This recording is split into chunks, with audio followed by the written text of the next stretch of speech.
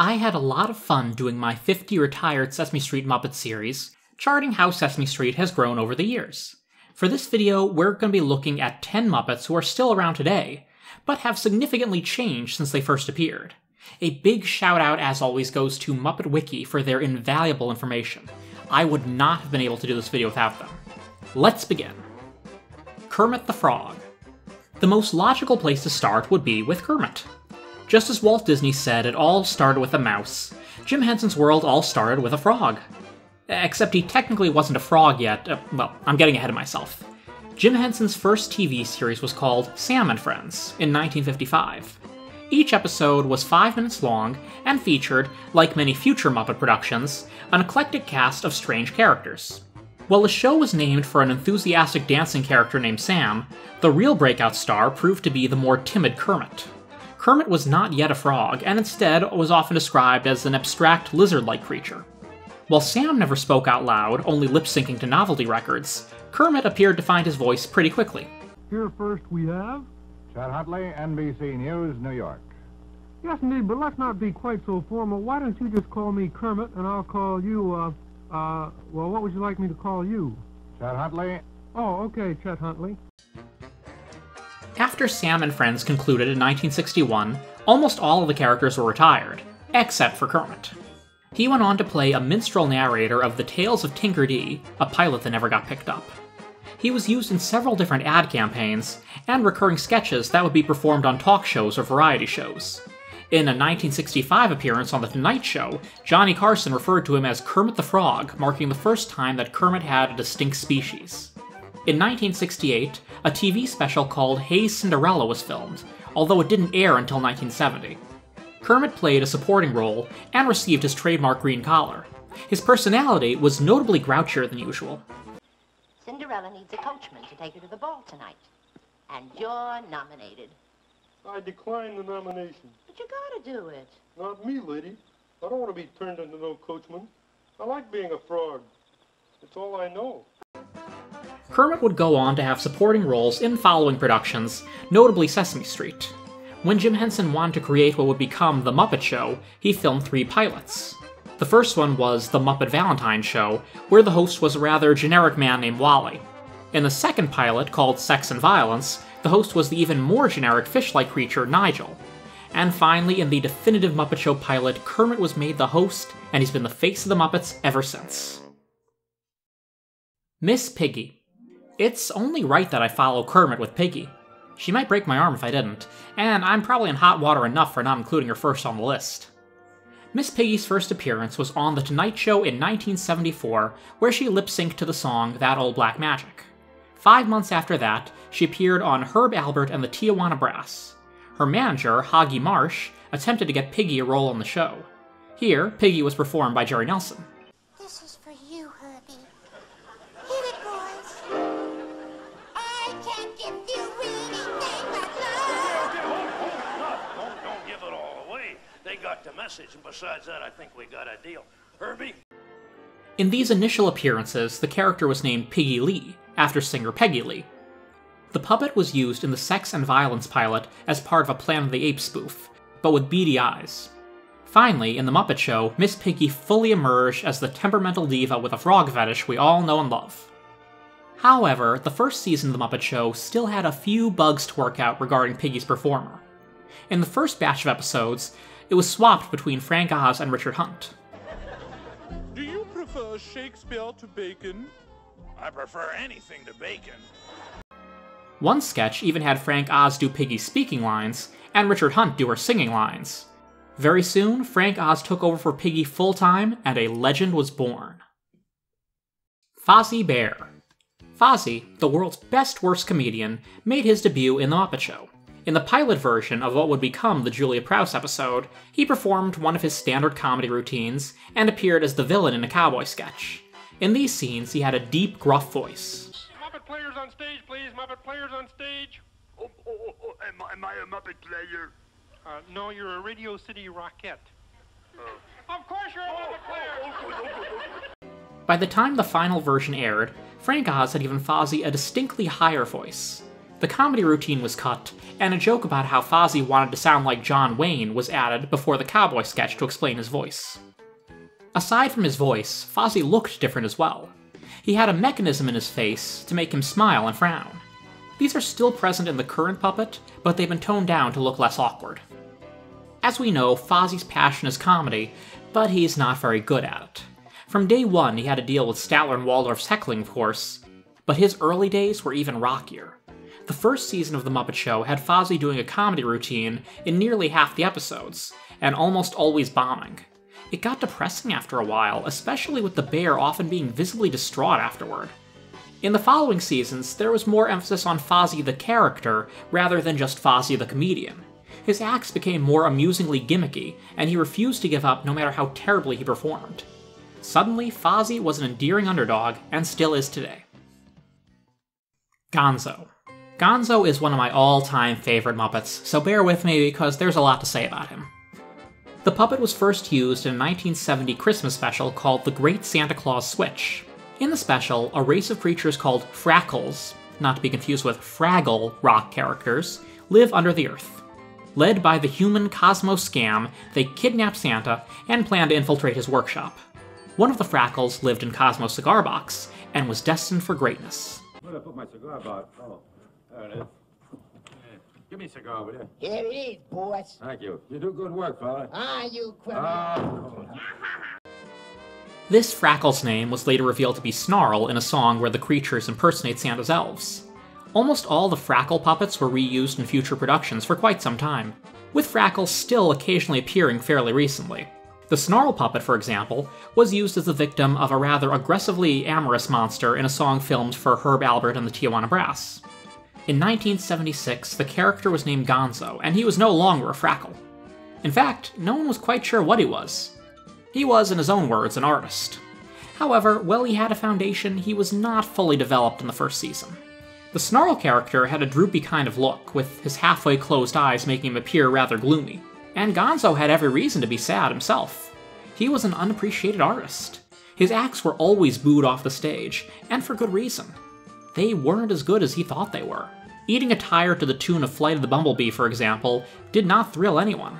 Gonzo, like the early version of Fozzie, was more depressing than funny.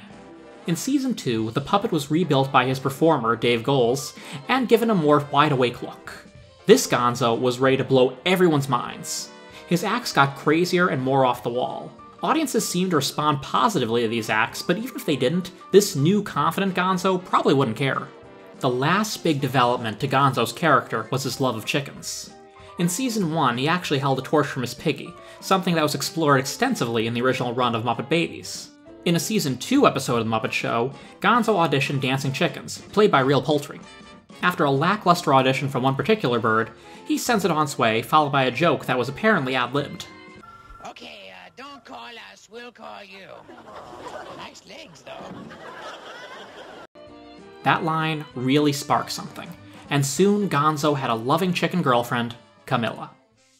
Well, we've covered the 4 core Muppets, and I feel that a lot of the other main Muppet players haven't changed all that much in the grand scheme of things. For the rest of the video, we're heading back to the familiar world of Sesame Street. Big Bird. Big Bird is one of the first characters to come to mind for many when thinking about Sesame Street. He's been on the show since the first episode in 1969, and after 50 years, one is bound to change a bit. When Big Bird first appeared, he had much less feathers on his head and droopier eyes. He was also, I'm just gonna say it, not terribly bright. How are you? Oh, You know what I want you to do? I want you to meet Sally. Oh, sure. Oh, hi, Sally. Hi, Sally? Where's Sally? Big Bird, look down, look down, look down, this way. Yes, I don't Look, see her. you don't see her. The Big Bird we know and love today is meant to represent the mental state of a 6-year-old, constantly learning new things and asking questions. Any naivete he displays is most likely from lack of experience. But the Season 1 Big Bird lacked these deeper characterizations and was just kinda dumb. As the years went by, work was put into both his costume and his personality. He had more and more feathers fluffed atop his head, finally looking the most quote-unquote normal in Season 10. By that time, his personality had fully developed as well, making him eons more endearing than his initial appearance. And lucky for us, Big Bird doesn't appear to be going anywhere anytime soon. Cookie Monster. The idea of a Muppet with an uncontrollable appetite has been around since the early days of Sam and Friends, with Yorick, a little creature who was always hungry and wasn't above trying to eat Kermit. From the late 50s to the early 70s, Jim Henson filmed countless commercials featuring the Muppets. One commercial that never made it to the airwaves was for a series of snack foods called Wheels, Flutes, and Crowns. The commercial was about three monsters, the Wheel Stealer, the Flute Snatcher, and the Crown Grabber, who were all hungry for their respective snacks. The Wheel Stealer puppet, with his mouth full of sharp teeth, would be reused shortly after in a routine where the monster would attempt to eat a computer, only for it to explode in his stomach. This was shown at IBM meetings to entertain workers between educational films, and later reshot for The Ed Sullivan Show. The puppet was renamed Arnold after this, and went back to selling snack foods. Now smaller and without as many teeth, Arnold promoted Muncho's potato chips, still unable to control his appetite. Interestingly, a storyboard shows him with his teeth. The puppet was rebuilt again as a nameless monster for Sesame Street, who still loved to eat, whether the object was edible or not. The initial monsters were a little scarier and more threatening in nature. It wasn't uncommon for characters to react in fear when the monsters appeared. Very quickly, the characters softened up. In the 11th episode of the series, this particular googly-eyed monster showed a fondness for Ernie's milk and cookies. Although he ate the cookie much more delicately than normal, it was still a major sign of things to come. By season 3, Cookie Monster was singing the praises of his favorite dessert for all to hear. Grover. Grover goes back almost as far as Cookie Monster. The monster was originally a green character named Gleep, who appeared in a 1967 Ed Sullivan Show sketch. The sketch had a group of monsters try to rob Santa Claus, something of a precursor to the Great Santa Claus Switch. The puppet was reused in a few other Muppet pieces, including a TV special called Muppet Puppet Plays, where Jim Henson and Frank Oz demonstrated their puppetry techniques. Things like monsters. Monsters. Monsters. Monsters. We always sort of enjoy monsters because there's something kind of nice, and they're not really very Get your hand off me. After that, the Gleep puppet was used as one of the generic monsters on Sesame Street in the first season. As the season went on, the puppet began displaying some distinctive personality traits as Kermit's enthusiastic, unwanted helper. By the end of season 1, the character had officially been named Grover. You don't know who Grover? Oh, I think you do. You've probably seen him. Well, look right over here. This is Grover.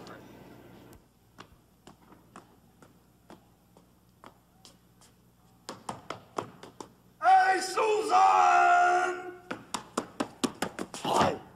See, I told you know who Grover was. For season 2, the Grover puppet was rebuilt to be a familiar fuzzy and blue monster, but the green puppet was used at least once as his mother, before she had her own custom puppet built. The Count. Unlike the other Muppets on this list, the Count has always looked pretty much the same. Where he changed the most was his personality. Obviously, Count Von Count is based on Count Dracula in his appearance and mannerisms, but instead of being a blood-sucking ghoul, he's just an eccentric guy living in a haunted castle in New York who loves to count. The usual, right?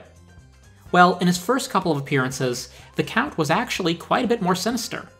In his first sketch from 1972, the Count attempts to count blocks in the tower Ernie has built. When Bert tries to stop him, not wanting the Count to disturb the blocks, the Count responds with hypnotizing Bert, not unlike a classic movie vampire. He does it several more times, hypnotizing Ernie at one point as well. It's funny, but I imagine kids at the time would be a little taken aback at this display. In another sketch, he goes to Charlie's restaurant, where Grover is, as always, the waiter. The Count orders several hot dogs, but not to eat, only to count.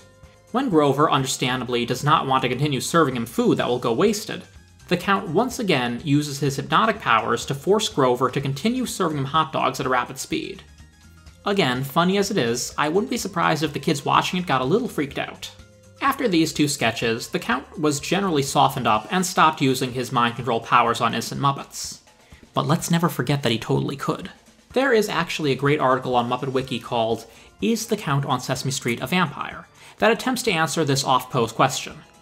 There's no straight answer, though. Sesame Street Workshop seems to flip-flop on the matter over a few years. The best part of the article is the complaints parents have written about the character over the years. One letter reads, "It seems poisonous to make a monster, Dracula, to appear as a competent teacher, even a teacher of numbers, because such an appearance would seem to mislead children into trusting Dracula, and possibly monsters in general." Right? Just another example of CTW shoving their vampire agenda down our throats. Okay, but all joking aside, I'm a little concerned about whoever wrote that letter. They do know Dracula doesn't exist, right? Not to mention, they're a little late on the don't trust monsters bit, since half of Sesame Street's cast is made up of monsters. People are weird sometimes. Speaking of monsters, let's end this video with two more iconic Sesame Street characters. Telly Monster. Telly was first conceived as a Cyclops, according to a memo, but nothing really came of that. He moved to Sesame Street in 1979 and was an entirely different character, first performed by Bob Payne. If you've ever wondered why he's called Telly, it's because he was obsessed with watching TV, and sitting way too close, I might add. He had antennas sticking out of his head and a pair of swirly eyes. He was a rather freaky sight. Hi. What's your name? I'm Telly Monster. There were several scenes with Telly written, but only 3 were filmed. The higher-ups worried that Telly would encourage kids to sit too close to the television, although I personally think that one look at those eyes would have turned a lot of kids off from even looking at the screen. After his initial episode, the character was retired. At least he was until Carol Spinney sprained his ankle the next year. Unable to perform Big Bird, a few Big Bird-centric episodes were hastily rewritten to feature Telly instead. Now performed by Brian Meal, Telly had an entirely different personality, as a perpetual worrier. I can relate. In 1984, Martin P. Robinson took over the role of Telly. As Telly continued to develop, he seemed to consider Oscar one of his closest friends. This was odd because Oscar loved to torment Telly and barely tried to hide it. Thankfully, by the mid-90s, he became best friends with Baby Bear, who was much nicer to him. He also found an obsession with triangles. I don't entirely understand that one, but whatever floats Telly's boat. I just hope he found a good eye doctor as well. Elmo. We're ending this video with Elmo, one of the most recognizable Muppets of all time. But he didn't start out in the spotlight. Like the best of them, Elmo's beginnings are very humble indeed. He was originally built as a generic monster in 1979. There are about a dozen sketches where he appears as a background character or a bit player, sometimes performed by Catherine Mullen or Jerry Nelson. The few times he speaks in a distinctly un-Elmo voice are jarring, to say the least. I am fat. I am thin. I am short. I am tall. Doesn't matter much at all. We're all monsters. Perhaps because of how cute the puppet was, he became a recurring character in 1980, performed by Brian Meal. Now named Elmo, he communicated only in mumbles, and appeared to be a little bit of an oddball, who got in mischief, although never on purpose. I got these things out of my trunk because I thought of a terrific game to play. It's about body parts, and it's all about... Whoosh. Okay, yes. Ah, so you want to play my game too, huh, Yes, Elmo? Play. Okay, well, why not? In 1984, Richard Hunt took over the role of Elmo and made him a loud, boisterous character. Again, the disconnect between the Elmo we know today and the voice Hunt used is surreal. Elmo, I mean, what's happening here? Me find rhyme for boys. You did? What is it? Rhyme for boys is noise. Reportedly, Hunt couldn't figure out how to play Elmo, and in a moment that would go down in history, he literally tossed the puppet to Kevin Clash one day and suggested a Clash experiment with the character. Clash gave Elmo a much higher voice, although still somewhat raspy. Okay. I ready play waiting game now. Yes. Oh, Elmo, you are gonna wait for the bus with us, huh? No, not bus. Not the bus? I don't. I wait for elephant. Yes. As Clash continued playing Elmo, the character began to really take flight. Over the years, Elmo started having more prominent roles in episodes. When the Tickle Me Elmo doll was introduced in 1996, Elmo truly became cemented as one of the biggest Sesame players of all time. So the next time you see Elmo trying to help Mr. Noodle set a table or do whatever Elmo's thinking about that day, just remember, fame doesn't happen overnight. Before I end this video, I just want to say that I'm very happy that all of you enjoy these Muppet retrospectives so much. When I was a kid, a lot of my classmates didn't really care for the Muppets, to the point where many of them said that they would creep them out. I mean, they were probably just being contrary middle schoolers, but it made me kind of sad that no one around me seemed to get the Muppets. I'm really pleased that there are so many others out there who appreciate the art of puppetry. I can only hope in the future we'll have lots more great Muppet material to watch and enjoy. A new Epcot restaurant has actually been announced recently called the Regal Eagle Smokehouse, based on Sam the Eagle. And that's exciting for me as a Muppet fan, and I can only assume that everyone else is excited too. I mean, it's not like Disney theme park fans are hard to please and want Epcot to stay exactly the same as it was when it opened in 1982, right? I'm sure the responses will be unanimously positive as always. Sarcasm aside, I'm legitimately excited for the restaurant. Following Disney theme park fans on Twitter is kind of exhausting, though.